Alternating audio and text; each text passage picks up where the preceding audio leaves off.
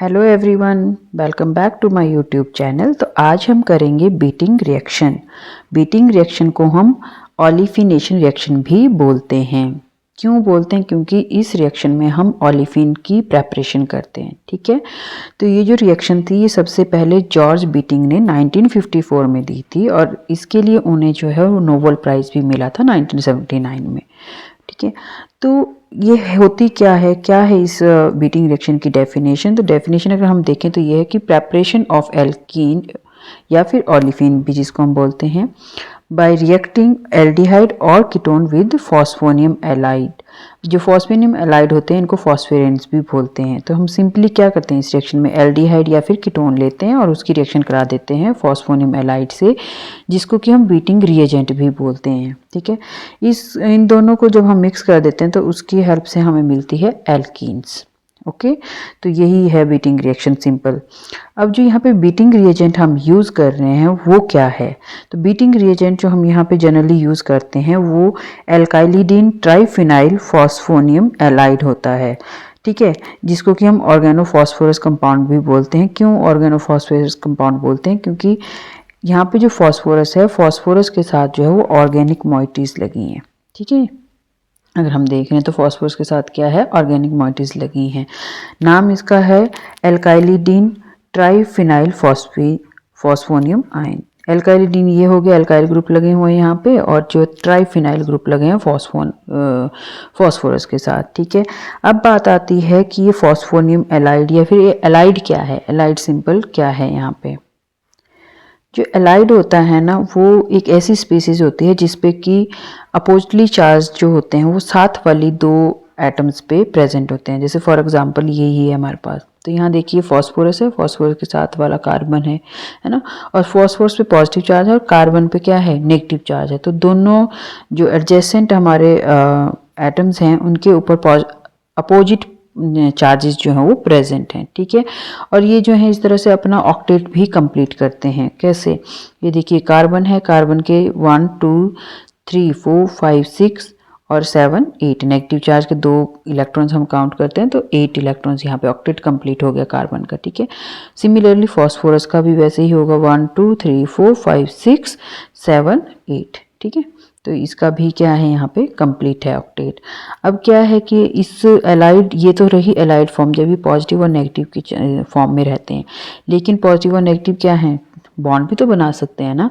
तो इस तरह से यहाँ पे क्या कैसे होगा, ये एक्चुअली ऐसे शिफ्ट करेगा, ये नेगेटिव चार्ज ऐसे शिफ्ट करेगा और यहाँ डबल बॉन्ड की फॉर्मेशन हो जाएगी। इसका पॉजिटिव चार्ज भी खत्म हो जाएगा, इसका नेगेटिव खत्म हो जाएगा, तो यहाँ पे क्या बनेगा, डबल बॉन्ड बनेगा।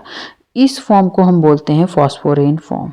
ठीक है, तो चाहे आप ये ऐसे लिखो इसको, चाहे इस तरह से लिखो, दोनों ही जो है वो सही हैं, पर जनरली हम ये एलाइड फॉर्म में ही इसको यूज़ करते हैं। ओके, ये जो हमारे पास बीटिंग रिएजेंट है ना, इसको ये दो कैटेगरीज में हम इसको डिवाइड कर सकते हैं, एक स्टेबलाइज्ड एक नॉन स्टेबलाइज्ड। कैसे हम इसको स्टेबलाइज और नॉन स्टेबलाइज बोलेंगे, वो डिपेंड करता है कि जो हमारा कार्बन एटम है ना, जैसे ये वाला कार्बन एटम है, इसके साथ किस तरह का जो सब्स्टिट्यूएंट है वो प्रेजेंट है, इलेक्ट्रॉन विड्रॉइंग है या इलेक्ट्रॉन डोनेटिंग है। ठीक है, तो फर्स्ट कैटेगरी जो है वो है stabilized Wittig reagent. Stabilized Wittig reagent क्या होगा, जब इसमें जो यहाँ पे आर ग्रुप, इस कार्बन पे जो ग्रुप है यहाँ पे प्रेजेंट, वो जो है एक इलेक्ट्रॉन विड्रॉइंग ग्रुप प्रेजेंट होगा। ठीक है, एक तो हमने ले लिया हाइड्रोजन सिंपल और दूसरा क्या ले लिया यहाँ पे, एक electron withdrawing group. Electron withdrawing group क्या करता है, देखिए यहाँ पे कार्बन के पास जो है ना नेगेटिव चार्ज है, तो अगर ये नेगेटिव चार्ज किसी तरह से डीलोकलाइज हो सके तो हो जाएगा ना स्टेबलाइज। ठीक है, तो जब हमने यहाँ पे एल्डिहाइड किया, कार्बोनाइल ग्रुप लगाया, तो वो इस नेगेटिव चार्ज को डीलोकलाइज करने में हेल्प करता है, तो इसीलिए इसको हम बोल देते हैं स्टेबलाइज्ड बीटिंग रिएजेंट। ओके, और भी एग्जांपल हम देख सकते हैं। तो एल्डिहाइड की जगह जो हमने यहाँ पे क्या लगा लिया, एस्टर ग्रुप लगा लिया, ये भी एक इलेक्ट्रॉन विड्रॉइंग ग्रुप की तरह एक्ट कर रहा है। देखिए यहाँ पे देखो फॉस्फोरस पे जो होता है ना पॉजिटिव चार्ज है, तो उस पॉजिटिव चार्ज को बैलेंस करने के लिए तो थ्री जो है वो फिनाइल ग्रुप यहाँ पे प्रेजेंट हैं। ठीक है, वो इलेक्ट्रॉन डोनेटिंग ग्रुप है, तो वो फॉस्फोरस को तो स्टेबलाइज कर देते हैं इसके पॉजिटिव चार्ज को। लेकिन जो इसका नेगेटिव चार्ज है वो उसको बैलेंस करने के लिए यहाँ पे इलेक्ट्रॉन विड्रॉइंग ग्रुप लग जाता है। ठीक है, इस तरह से हमारा जो ये ओवरऑल बीटिंग रिएजेंट होता है वो क्या हो जाता है, स्टेबलाइज होता है। सिमिलरली यहाँ पे देखिए phenyl group, electron withdrawing group लगा हुआ है ना। तो फिनाइल ग्रुप यहाँ पे इसको एनायन को स्टेबलाइज करता है by delocalizing this negative charge on its benzene ring. समझ गए, ठीक है। और फॉस्फोरस पे जो है वो फिनाइल लगे हुए हैं तो ये इस पॉजिटिव चार्ज को डिलोकलाइज कर लेते हैं। इस तरह से फॉस्फोरस का जो पॉजिटिव चार्ज है वो भी बैलेंस हो जाता है। समझ गए। नेक्स्ट आता है आपके पास कि अगर हम यहाँ पे साइनाइड ग्रुप लगा दें, साइनाइड ग्रुप भी जो होता है वो भी क्या है, इलेक्ट्रॉन विड्रॉइंग ग्रुप है, तो ये नेगेटिव चार्ज को जो है वो डिलोकलाइज कर रहा है ना। तो जो भी ग्रुप जो नेगेटिव चार्ज कार्बन के ऊपर प्रेजेंट है उसको डिलोकलाइज कर दे तो वो वाला एलाइड जो होगा हमारा वो क्या होगा, स्टेबलाइज एलाइड होगा।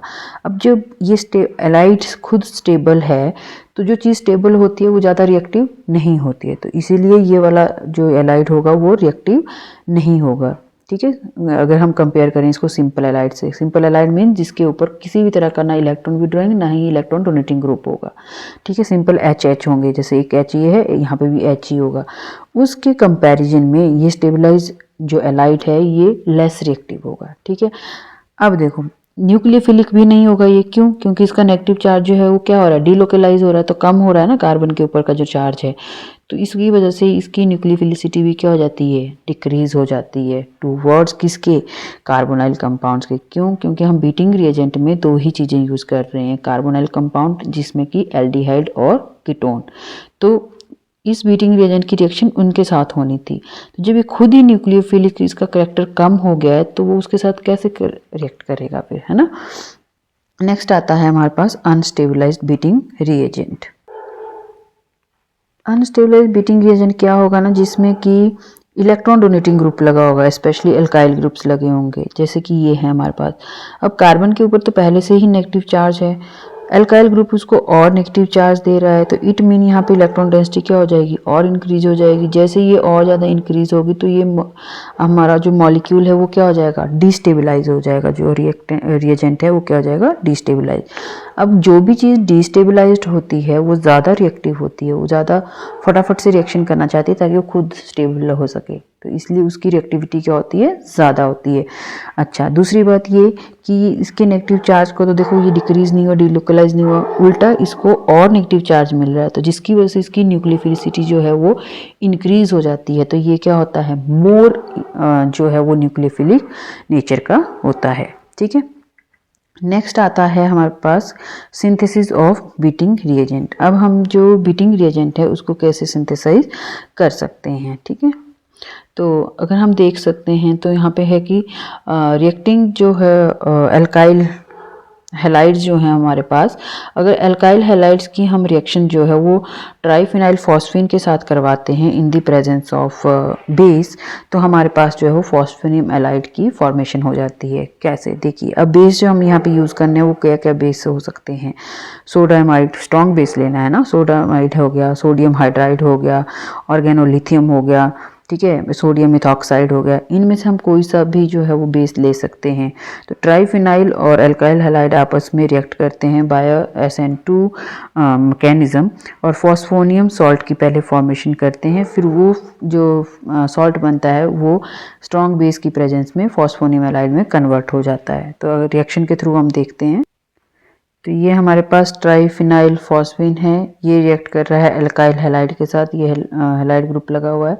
ठीक है, SN2 मैकेनिज्म यहाँ पे होगा कि बैक साइड से अटैक होना है, यहाँ से सीधा यहाँ पे अटैक होगा, तो कैसे होगा, ये इधर, ये वाले इलेक्ट्रॉन इधर और ये बाहर, तो हमारे पास जो है ये हमारा एक सॉल्ट बन जाता है। ठीक है, यहाँ पे फॉस्फोरस के ऊपर पॉजिटिव और ये एक्स नेगेटिव लगा है, वो एज ए काउंटर आयन यहाँ पे रहता है। ठीक है, बैक साइड अटैक हुआ है। अब क्या होता है कि जो बेस है, स्ट्रॉन्ग बेस हम बोल रहे हैं कि स्ट्रॉन्ग बेस यहाँ पे हम कोई सा भी ले सकते हैं, तो वो स्ट्रॉन्ग बेस क्या करता है, यहाँ से एक एसिडिक हाइड्रोजन को रिमूव करता है। जैसे ही इसने इस H को लिया तो ये तो ब्यूटेन बन गया, BUH ब्यूटेन बन गया। लिथियम जो है, लिथियम पॉजिटिव ही इस X नेगेटिव के साथ रिएक्ट करके लिथियम हैलाइड यहाँ पे बाहर निकाल देगा। ठीक है, तो इस तरह से जो है ये कार्बन के ऊपर क्या आ गया है, नेगेटिव चार्ज। तो ये बीटिंग रिएजेंट की हमारे पास फॉर्मेशन हो गई है। और मैंने पहले बताया कि बीटिंग रिएजेंट जो है इस तरह से रेजोनेट होकर के हमारे पास फॉस्फोरिन भी बनाता है। ठीक है, इन दोनों में से कोई भी स्पीसीज जो है वो ले सकते हैं। तो नेक्स्ट आता है फिर हमारे पास कि बीटिंग रिएक्शन मेनली है क्या, कैसे उसको हम लिखते हैं। तो ये है हमारे पास कार्बोनाइल कंपाउंड। ये कार्बोनाइल कंपाउंड एल्डिहाइड और कीटोन हो सकते हैं, डिपेंड करता है कि हमने क्या लिया है और किस तरह की एल्कीन की फॉर्मेशन हमें करवानी है। ठीक है, तो इधर हमने ले लिया है बीटिंग रिएजेंट। तो जिस तरह की भी एल्कीन चाहिए होगी हम ये आर ग्रुप उसके अकॉर्डिंग ले सकते हैं। ओके, तो क्या हुआ कि ये एल्कीन की यहाँ पे फॉर्मेशन होगी, ये एल्डिहाइड, बीटिंग रिएजेंट और एल्कीन। और यहाँ पे क्या है हमारे पास ट्राइफिनाइल फॉस्फीन ऑक्साइड जो है वो रिमूव हो जाता है।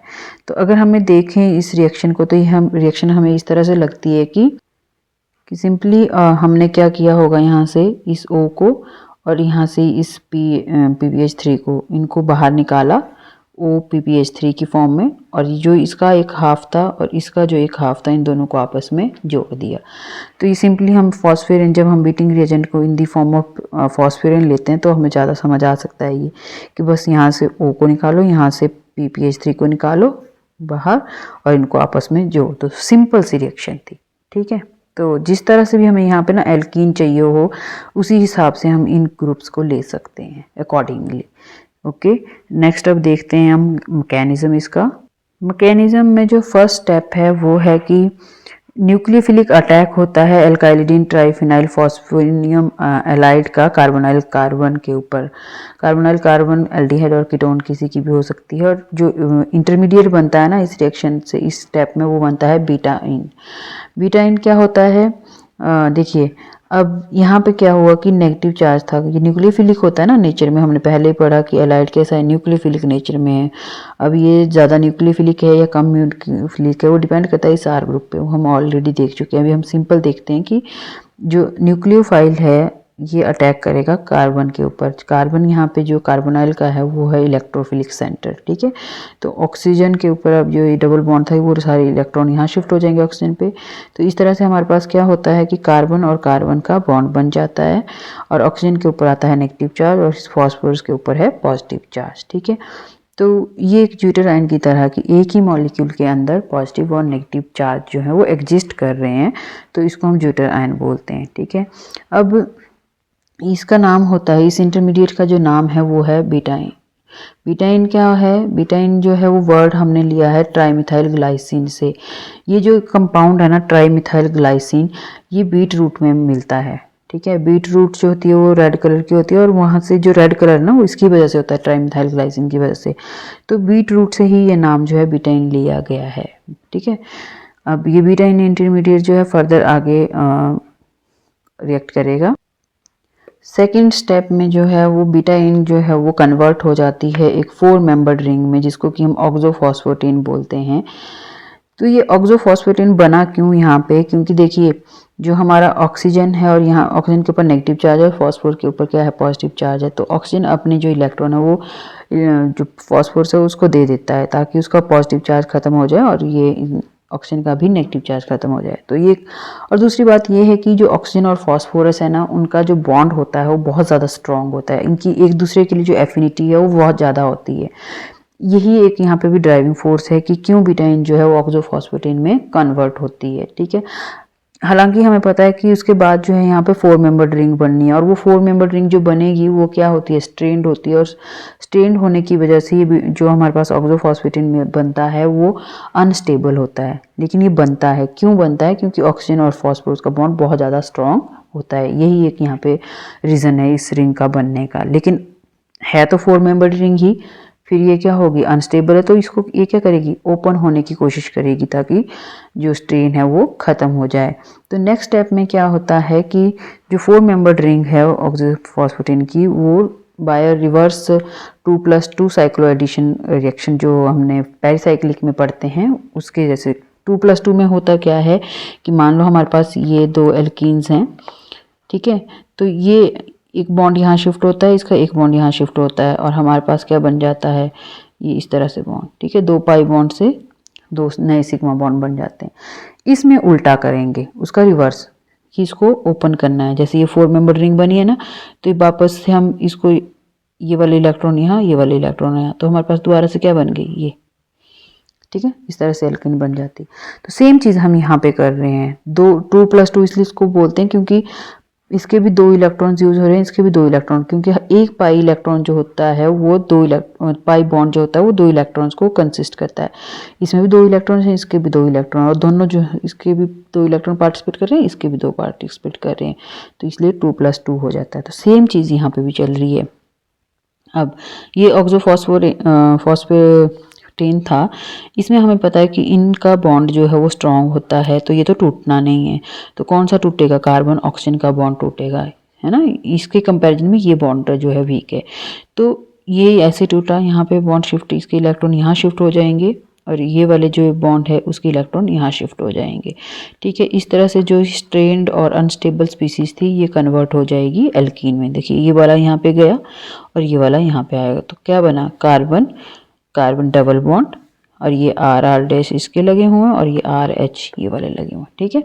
प्लस जो है वो PPH3 डबल बॉन्ड O ये निकल जाता है, ठीक है। ट्राइफिनाइल फॉस्फेन ऑक्साइड जो है वो बाहर निकल जाता है। ड्राइविंग फोर्स क्या थी इस रिएक्शन की, ड्राइविंग फोर्स मैंने पहले बताया कि जैसे कि फॉर्मेशन ऑफ जो है मोर स्टेबल, ये आपके पास ट्राइफिनाइल फॉस्फेन ऑक्साइड की फॉर्मेशन जो होती है वो इसका एक ड्राइविंग फोर्स है, ठीक है। और स्ट्रेन जो है वो रिलीज करनी है, तो उसके लिए भी ये रिंग ओपन होना ज़रूरी है, ओके। अच्छा, फिर बात आती है कि जो हमने स्टेप 1 और स्टेप 2 किया है। स्टेप 1 जिसमें कि बीटाइन की फॉर्मेशन हुई है, और स्टेप 2 जिसमें कि ऑक्सोफॉस्फेटेन की फॉर्मेशन हुई है, ठीक है। तो वो दोनों जो स्टेप हैं वो उनमें से ही कोई एक जो है रेट डिटर्मिनिंग स्टेप होता है, ठीक है। थर्ड नहीं होगा, ये वाला जो स्टेप है ये हमारा कभी भी रेट डिटर्मिनिंग स्टेप नहीं होगा। क्यों, क्योंकि ये जो है एक फास्ट रिएक्शन होती है। फास्ट इसलिए क्योंकि ये अनस्टेबल स्पीसीज जो है फटाफट से स्टेबल स्पीसीज बनाना चाहती है, तो इसलिए ये वाली स्टेप जो है वो तो फास्ट होता है, तो ये डिटर्मिनिंग तो नहीं है, तो फर्स्ट या सेकेंड में से ही होगा। अब बात आती है कि जो फर्स्ट केस में बीटाइन की बनता है ना फर्स्ट स्टेप में, तो वो आइसोलेट हो जाता है। तो इट मीन कि जो फर्स्ट जो स्टेप है वो हमारा रीडिटर्मिनिंग स्टेप हो सकता है, ठीक है। नेक्स्ट आता है, नेक्स्ट स्टीरियो केमिस्ट्री ऑफ जो एल्कीन यहाँ पे बननी है उसकी स्टीरियो केमिस्ट्री कैसी होती है, ठीक है।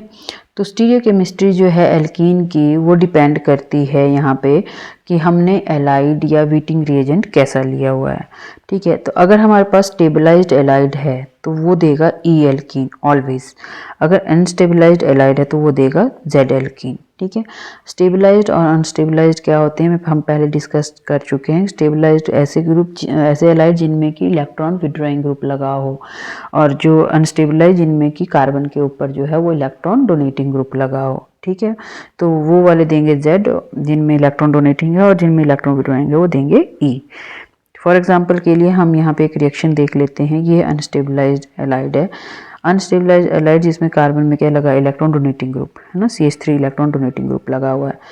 तो ये क्या देगा हमें, जेड एल्कीन देगा इस तरह से, जिसमें कि दोनों प्रायोरिटी, सेम प्रायोरिटी वाले ग्रुप जो है एक तरफ को होते हैं, और ये मेजर वाली क्वांटिटी बनेगी, ठीक है। ई जो है वो माइनर बनेगी, ओके। अब ये चीज़ ऐसा क्यों होता है, क्यों ई जो अनस्टेबलाइज्ड एलाइड हैं वो क्यों जेड एल्कीन देते हैं, ठीक है। तो इसका रीज़न है कि एल्कीन की ज्योमेट्री जो है वो ऑक्सोफॉस्फेटेन जो है ना यहाँ पे वो किस तरह से बनता है, कैसे, किस तरह का जो है वो काइनेटिकली कंट्रोल्ड प्रोडक्ट बनेगा या थर्मोडायनेमिकली कंट्रोल्ड प्रोडक्ट बनेगा, है ना, वो हमें यहाँ पे देखना होता है। तो एल्कीन की जो ज्योमेट्री है वो यहाँ पे स्टीरियो सेलेक्टिवली जो है वो डिटरमिन करते हैं हम by the formation of oxaphosphetane step, ठीक है। मतलब कि सेकंड स्टेप ऑक्सोफॉस्फेटेन जब बनता है उस स्टेप के हिसाब से हम एल्कीन की ज्योमेट्री को डिटरमिन करते हैं, ठीक है। तो बोल रहा है कि जो अनस्टेबलाइज्ड एलाइड होता है ना वो काइनेटिकली कंट्रोल्ड सिन डायस्टिरियोमर जो है वो बनाता है यहाँ पे ऑक्सोफॉस्फेटेन का। कैसे, अब देखिए ये है हमारे पास एल्डिहाइड, ये हमारे पास अनस्टेबलाइज्ड एलाइड। तो जैसे ही ये यहाँ पे अटैक करेगा तो दो पॉसिबिलिटीज़ है। दो पॉसिबिलिटीज़ कैसी है कि इसको देखिए हमने इस तरह से अटैक करेंगे यहाँ पे और ये यहाँ जाएगा, ठीक है। तो जैसे ही ये यहाँ पे जाएगा तो ये बन गया हमारे पास O नेगेटिव, है ना, इसके साथ लगा है एक CH3 एक H, और इस वाली कार्बन और इस कार्बन में जो है वो बॉन्ड फॉर्मेशन हो गया है। इसको हम न्यूमैन प्रोजेक्शन से दिखा रहे हैं यहाँ पे, ठीक है। न्यूमैन प्रोजेक्शन तो स्टीरियोकेमिस्ट्री में हमने पढ़ी है, अगर आप देखना चाहो तो प्लेलिस्ट में जाके वहाँ पे वीडियोस देख सकते हो स्टीरियोकेमिस्ट्री की, ठीक है। तो ये दोनों के बीच में बॉन्ड बन चुका है, इस कार्बन और इस कार्बन के। अब इस कार्बन के जो ये दो एटम्स ग्रुप्स हैं H और CH3, ये दोनों तरह से अरेंज हो सकते हैं। ये CH3 इस तरफ आ सकता है, H यहाँ पे, और दूसरी पॉसिबिलिटी है कि CH3 इस तरफ चला जाए और H इस साइड आ जाए, है ना। दोनों तरफ से ये ग्रुप जो है वो एक्सचेंज हो सकते हैं। अब हम अगर यहाँ पे देखें, अगर ये वाली जो है ये वाली कंडीशन है जबकि आपका CH3 इस तरफ को है और H इस तरफ को है, उस केस में अगर हम देखते हैं तो इन दो ग्रुप्स के बीच में क्या आती है, स्टीरिक हिंड्रेंस आती है। जैसे ही यहाँ पे स्टीरिक हिंड्रेंस आती है तो ये अनस्टेबल हो जाएगा। अनस्टेबल होगा तो ये वाला ग्रुप जो है वो ऐसे नहीं बनना चाहिए, इस तरह का अटैक जो है वो नहीं होना चाहिए, ठीक है। दूसरा यहाँ पे है कि ये जो आपके बल्कि ग्रुप हैं दोनों क्या है, एंटी पोजीशन पे है। जब ये एंटी पोजीशन पे है तो कोई स्टीरिक हिंड्रेंस नहीं होगी, स्टीरिक हिंड्रेंस नहीं है तो अटैक जो है वो पॉसिबल हो सकता है। मीन्स ये स्टेबल जो है ट्रांजिशन स्टेट है ना, इसे बोल सकते हैं। अब क्या है कि हमें पता है कि ऑक्सोफॉस्फेटेन तो तब बनेगा जब हमारा O नेगेटिव और PPH3 का जो P पॉजिटिव है वो कैसे होंगे, सिन पोजीशन पे होंगे, मतलब कि एक दूसरे के सामने होंगे। अभी तो कैसे हैं, वो एंटी है ना। न्यूमैन प्रोजेक्शन में ये दोनों चीज जो होती हैं वो अपोजिट साइड, ये एंटी पोजीशन होती हैं, ठीक है। तो अगर इसको इसके सामने आना है तो हमें क्या करना पड़ेगा, इस जो ये हमारा ये वाला कार्बन है इसको हमें 180 डिग्री की रोटेशन देनी पड़ेगी, पूरा इस मॉलिक्यूल को ऐसे को घुमाना पड़ेगा। तो ठीक है, हमने घुमा दिया तो इससे हुआ क्या कि ये PPH3 जो है इसके सामने आ गया, तो इसके हिसाब से फिर ये कहाँ पहुँच जाएगा, यहाँ ये जो है यहाँ पहुँच जाएगा, क्योंकि पूरा 180 डिग्री घुमाया ना मैंने, और ये कहाँ पहुँच जाएगा, यहाँ पहुँच जाएगा, समझ गए। तो इसी तरह से क्या हुआ, PPH3 O के सामने, ये वाला CH3 यहाँ, या फिर आप ऐसे भी कर सकते हो कि जो ये वाला ग्रुप है इसको एक्सटेंड करके यहाँ पहुँचा दो, ये वाला ग्रुप जो है वो एक्सटेंड करके यहाँ पहुँचा दो, ये वाला ग्रुप जो है वो एक्सटेंड करके आप यहाँ पहुँचा दो, ठीक है। तो ये इस तरह से हमारे पास बन गया। अब ये वाली जो है ऑक्सीटेन बनने की, जो ऑक्सीफॉस्फेटेन बनने की जो कंडीशन है वो फुलफिल हो गई। अब हमें इससे मतलब नहीं है कि यहाँ पे स्टीरिक हिंड्रेंस हो रही है कि नहीं हो रही है, ये वाली फेवरेबल चीज़ जो है वो हमें मिल गई है, ठीक है। तो अब अगर ये मिल गई है तो ये दोनों CH3 ग्रुप कहाँ हैं, एक दूसरे के आमने सामने। तो मीन्स ये कौन सी है, Z एल्कीन। ये कौन सी एल्कीन बनेगी फिर, Z एल्कीन। तो इसीलिए जो हमारा अनस्टेबलाइज्ड एलाइड होता है वो काइनेटिकली कंट्रोल्ड सिन जो है वो डायस्टेरियोमर इसका देता है हमें, समझ के बात, ठीक है। हालांकि काइनेटिकली कंट्रोल क्यों बोल रहे हैं इसको हम, ज़्यादा स्टेबल तो हमारे पास एंटी होता है ना, तो एंटी नहीं बन रहा है, कौन सा बन रहा है, सिन। सिन जो होता है वो काइनेटिकली कंट्रोल प्रोडक्ट हम उसको बोलते हैं जो जल्दी बनता है, ठीक है। तो ये जल्दी बन के हमारे पास जो बन रहा है, रेट ऑफ रिएक्शन इसकी ज़्यादा अच्छी है, तो ये काइनेटिकली कंट्रोल्ड है, ओके। अब देखिए उस न्यूमैन प्रोजेक्शन को जो हमने ज़रा एक्सटेंड करके 100 हर्ट्ज़ में लिख दिया है, 100 हर्ट्ज़ भी नहीं बोलेंगे इसको, ये जो है हमारी वेज और डैश वाली में 100 हर्ट्ज़ एंड वेज और डैश कंबाइंड है ना, क्योंकि देखो आमने सामने थे, तो ये आमने सामने यहाँ पे बॉन्ड बना लेंगे। इस कार्बन के जो हमारे पास लेफ़्ट साइड को थे उनको हमने बैक साइड में लिखा है, और जो राइट साइड में थे उनको हमने डैश पे लिखा है, ठीक है। तो इस तरह से अब ये बॉन्ड बन गया हमारे पास, और फिर जब इसको ओपन करना है तो ये यहाँ पे जाएगा, ये यहाँ पे जाएगा, ठीक है। फिर क्या हुआ हमारे पास, देखो ये वाला CH3 ये ऐसे, H यहाँ पे, ये बैक वाला CH3 ऊपर, क्योंकि देखो दोनों CH3 जो है वो डैश पे हैं, तो ये दोनों एक तरफ को लगा दिए हमने, और ये दोनों H जो है एक तरफ को, तो ये Z एल्कीन की फॉर्मेशन हो गई। सिमिलरली अब अगर हमारे पास जो है वो स्टेबलाइज्ड एलाइड होगा, ये स्टेबलाइज्ड एलाइड जो होगा ना वो थर्मोडायनेमिकली कंट्रोल्ड डायस्टेरियोमर बनाएगा ऑक्सोफॉस्फेटेन का, ठीक है। थर्मोडायनेमिकली कंट्रोल्ड वाले में जो होगा ना, जो बल्कि ग्रुप्स होंगे वो अपोजिट साइड पे आएंगे, अपोजिट साइड में आने की वजह से, मतलब एंटी पोजीशन पे आने की वजह से वो E एल्कीन की फॉर्मेशन करते हैं। तो देखते हैं किस तरह से होता है। अब देखिए ये जो है ये है हमारे पास स्टेबलाइज्ड एलाइड। क्यों स्टेबलाइज्ड एलाइड? यहाँ पे देखिए इलेक्ट्रॉन विड्रॉइंग ग्रुप लगा है कार्बन के साथ, जो इस नेगेटिव चार्ज को क्या कर सकता है, डिलोकलाइज कर सकता है। ठीक है, तो अब इस केस में क्या होना है कि अटैक जो है वो यहाँ से हुआ इस कार्बन से। फिर से पॉसिबिलिटी जो है वो दो तरह की हो सकती है। एक ही पॉसिबिलिटी मैंने यहाँ पे शो की है कि RCO आर ग्रुप इस साइड है और ये H। दूसरी पॉसिबिलिटी क्या होनी थी, जिसमें कि आपका C⋅O R, ये H और ये हमारा PPH3 पॉजिटिव है ना, और पीछे वाली जो कार्बन थी उसमें O नेगेटिव, R' और ये H ऐसे होने थे। ठीक है, इससे भी हमें कोई फ़र्क नहीं पड़ रहा, इससे भी हमें कोई फ़र्क नहीं पड़ रहा। क्यों? क्योंकि देखिए ये जो हमारे पास C⋅O R ग्रुप है, ये जो ग्रुप होता है ये है sp2 हाइब्रिडाइज। ये कैसा है? sp2 hybridise. तो ये तो प्लेन में रहेगा, है ना, बिल्कुल प्लेन पे रहेगा। तो प्लेन में रहने की वजह से ये इस वाले ग्रुप को किसी भी तरह के हिंड्रेंस कॉज नहीं कर सकता। ये तो हमारा sp3 हाइब्रिडाइज है ना, ये सिंपल sp2 है, ये प्लेन में ही रहेगा। जो प्लेन इस कार्बन का है उसी प्लेन में ये रहेगा, है ना, तो ये इसको हिंड्रेंस कॉज नहीं कर सकता। सिमिलरली अगर ये इस साइड भी है तब भी ये कोई भी हिंड्रेंस नहीं कॉज करेगा, हालांकि यहाँ पे तो है ही छोटा ग्रुप, है ना। तो अब इससे क्या मिलेगी एल्कीन, और इससे हमें क्या एल्कीन मिल रही है। जब हम इससे एल्कीन बनाएंगे ना, तो उस केस में पहले हम ये वाली देख लेते हैं, नीचे वाली देख लेते हैं। इसमें क्या हुआ, हिंड्रेंस तो है ही नहीं, तो बनेगा तो है ही आगे। लेकिन अब मुझे क्या करना है, इस PPH3 को इसके सामने लाना है। तो जैसे ही मुझे इसके सामने लाना है तो मैं इसको क्या करूँगी, 180 डिग्री रोटेट करूँगी, जैसे मैंने पीछे बताया। तो इसको यहाँ ले जाओ, ये वाला ग्रुप जो है वो यहाँ ले आओ, और ये वाला ग्रुप यहाँ ले आओ, सिंपल। ठीक है, तो ये देखिए PPH3 ऊपर पहुंच गया, ये वाला H R के सामने, और ये वाला ग्रुप जो है वो इस H के सामने आ गया। ठीक है, अब क्या होगा, इन दोनों में जो है इस तरह से इसको ओपन कर दिया। ये वाली जो है कार्बन ये है PPH3, बैक साइड में लेफ्ट साइड वाले ग्रुप को डैश से शो किया है, फ्रंट वाले ग्रुप को हमने वेज से शो किया है। Similarly for this carbon O negative, और बैक वाला लेफ्ट वाला बैक में, राइट वाला जो है वो H यहाँ पे। ठीक है, तो अब इन दोनों के बीच में बॉन्ड बनना है, तो ऑक्सीफॉस्फेटेन बननी है ना। फिर उसके बाद क्या होगा, वो ओपन होगा और ई एल्केन की फॉर्मेशन होगी। सिमिलरली अगर यहाँ पे इस वाली को देखती मैं, तो क्या होना था, जो ये COOR ग्रुप है ना वो इस तरफ होना था।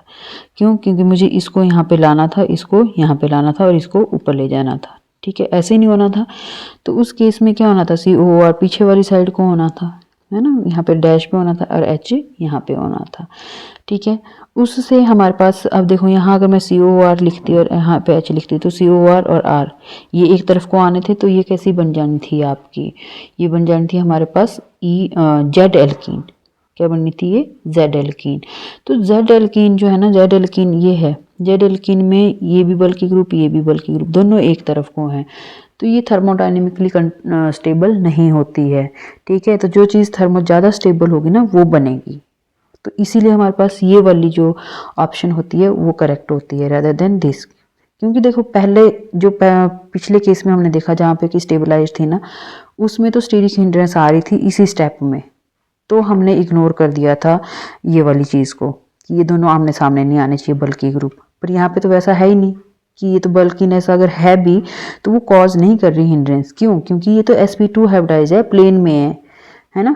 तो इस स्टेप को हम फॉलो करते हैं और हम मोर जो थर्मोडाइनमिकली कंट्रोल्ड एल्कीन होती है उसको बनाते हैं यहाँ पे। ठीक है, तो E जो होती है वो बनती है यहाँ पे ज़्यादा एज कम्पेयर टू Z। ये काइनेटिकली कंट्रोल्ड है, ये हमारी थर्मोडाइनमिकली कंट्रोल्ड प्रोडक्ट है। तो ये देखिए यहाँ पे जो है एंटी फॉस्फोऑक्सीटेन बन गया है जो ज़्यादा स्टेबल है, बल्कि ग्रुप्स अपोजिट साइड्स पे हैं। ठीक है, तो इससे ई एल्कीन की फॉर्मेशन होती है। ओके, नेक्स्ट आता है reactivity of the beating reaction. Beating reaction की जो रिएक्टिविटी है वो कैसे है यहाँ पे देखने के लिए, वो डिपेंड करती है nucleophilicity of the beating reagent, है ना, and electrophilicity of the carbonyl compound. Beating reaction कितनी फास्ट होगा कितना स्लो होगा ये किस चीज़ पे डिपेंड करेगा। दो ही चीज़ें हमने ली हुई हैं, एक कार्बोनाइल कंपाउंड लिया है, एक बीटिंग रिएजेंट लिया है।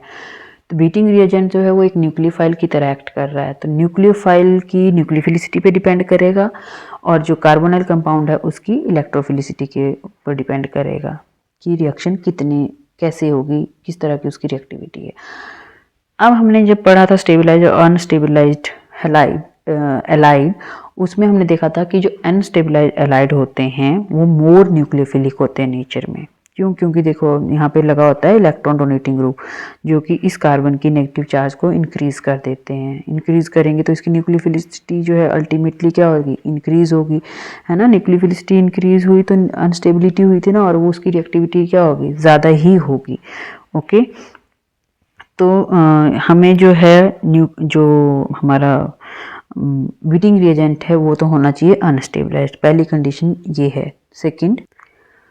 सेकेंड जो है कार्बोनाइल कंपाउंड्स में अगर हम देखें तो एल्डिहाइड जो होते हैं ना मोर इलेक्ट्रोफिलिक होते हैं देन कीटोन्स।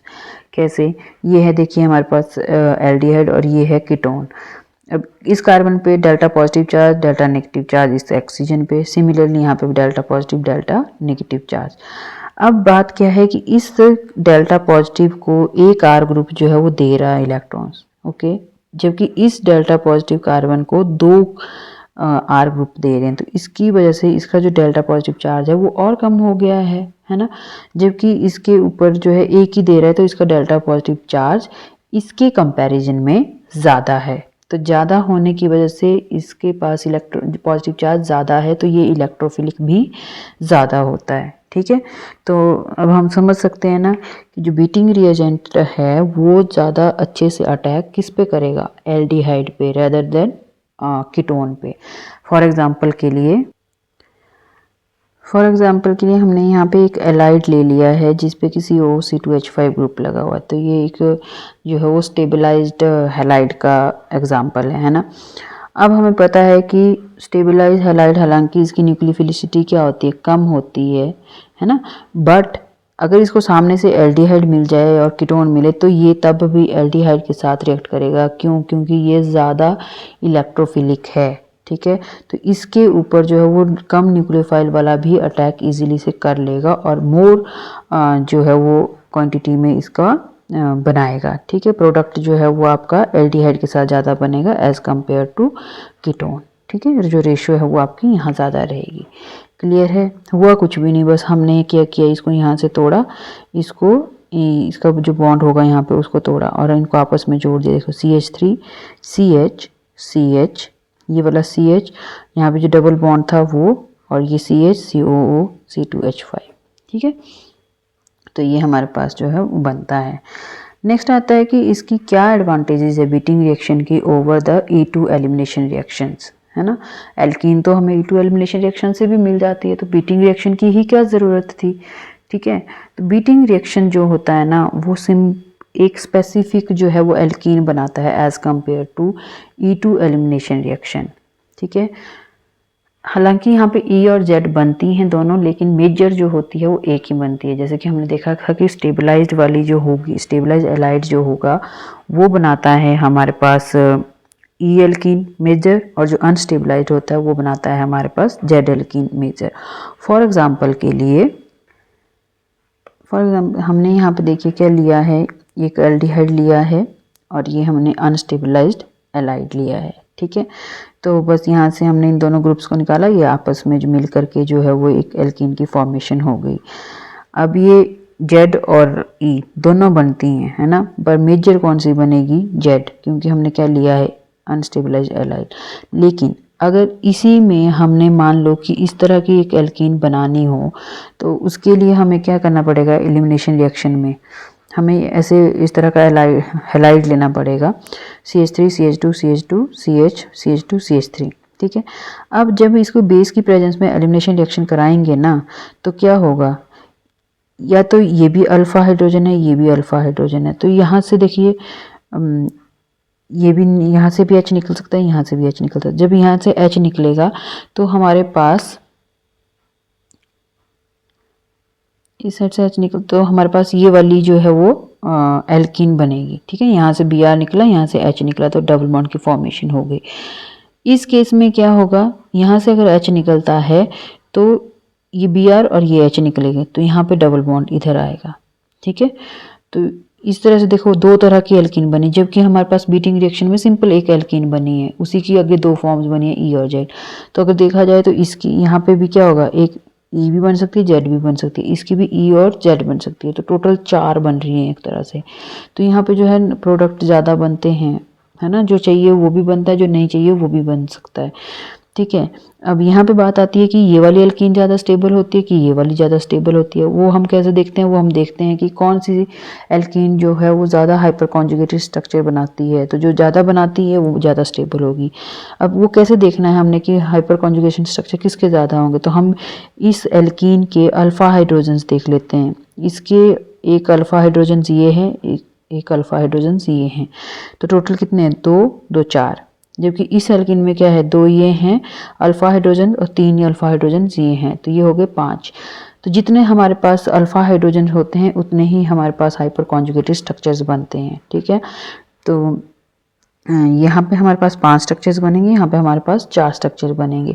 इसीलिए जो हमारी ये वाली एल्कीन होती है ये लेस स्टेबल और ये जो है वो मोर स्टेबल होती है, तो ज़्यादा क्वांटिटी में ये बनेगी, कम में ये बनेगी। ठीक है, तो यही एक ड्रॉबैक, जो एडवांटेज थी बीटिंग रिएक्शन की, वो थी कि एलिमिनेशन रिएक्शन में तो जो है नंबर ऑफ प्रोडक्ट बनते हैं, लेकिन बीटिंग रिएक्शन में जो हमें डिज़ायर्ड एल्केन होती है वही बनती है। ठीक है, फिर आती हैं इसकी इम्पॉर्टेंस क्या है बीटिंग रिएक्शंस की। बीटिंग रिएक्शन जो है वो डिज़ायर्ड पोजीशन पे हम कार्बन कार्बन बॉन्ड जो है वो जनरेट कर सकते हैं, है ना। हमने जिस तरह की हमें एल्कीन चाहिए, जहाँ पे हमें डबल बॉन्ड चाहिए, उसके हिसाब से हम जो है वो यहाँ पे डबल मतलब प्रोडक्ट बना सकते हैं। ठीक है, exocyclic carbon carbon double bond बनाना तो भी यूज़ कर सकते हैं। कैसे, कीटोन लिया, साइक्लिक कीटोन, उसकी रिएक्शन बीटिंग रिएजेंट से करा दी, यहाँ से इनको निकाल दो और हमारे पास क्या बन गया, ये साइक्लोहेक्सेन डबल बॉन्ड CH2। ठीक है, अगर हमारे पास फिर बात आती है कि एल्डिहाइड कीटोन दोनों प्रेजेंट हो तो पहले किस पे रिएक्शन होगी, एल्डिहाइड पे रिएक्शन होगी, है ना। एग्जाम्पल अगर हमने कुछ देखने हो इसके तो इस तरह के कुछ एग्जाम्पल हैं। देखिए, ये हमारे पास कीटोन, ये हमारे पास एलाइड। ठीक है, तो इन दोनों को यहाँ से निकाल दो, उनको आपस में जोड़ दो। ठीक है, फिर बात आती है कि हाँ, अगर हमारे पास देखो ये स्टेबलाइज और अनस्टेबलाइज हैलाइड भी हमने देखना है। ये स्टेबलाइज हैलाइड था तो यहाँ पे हमारे पास ई एल्कीन बनती है, तभी हमने यहाँ पे भी ई एल्कीन बनाई है। ठीक है, तो यहाँ से क्या किया, इनको निकाला और आपस में जोड़ दिया, है ना। तो नेक्स्ट अगर एग्जांपल हमें देखिए, कई बार हमें ना ऐसे लिख के आता है कि आपके पास एल्काइल हैलाइड दे दिया और ये आपके पास ट्राइफिनाइल फॉस्फीन दे दिया, बेस दे दिया और कार्बोनाइल कंपाउंड दे दिया, कीटोन दिया है यहाँ पे। तो अब हमें समझ नहीं आता कि हम क्या कर रहे हैं, कैसे होगी ये रिएक्शन। तो हमने अभी फॉस्फीन के लिए जब हमने फॉस्फोनियम एलाइड बनाया था तो हमने क्या चीज़ें यूज़ की थी, एल्काइल हैलाइड यूज़ किया था, ट्राइफिनाइल फॉस्फीन यूज़ की थी और बेस यूज़ किया था, है ना। तो इन 3 चीज़ों से तो क्या बन गया आपके पास, फॉस्फोनियम एलाइड।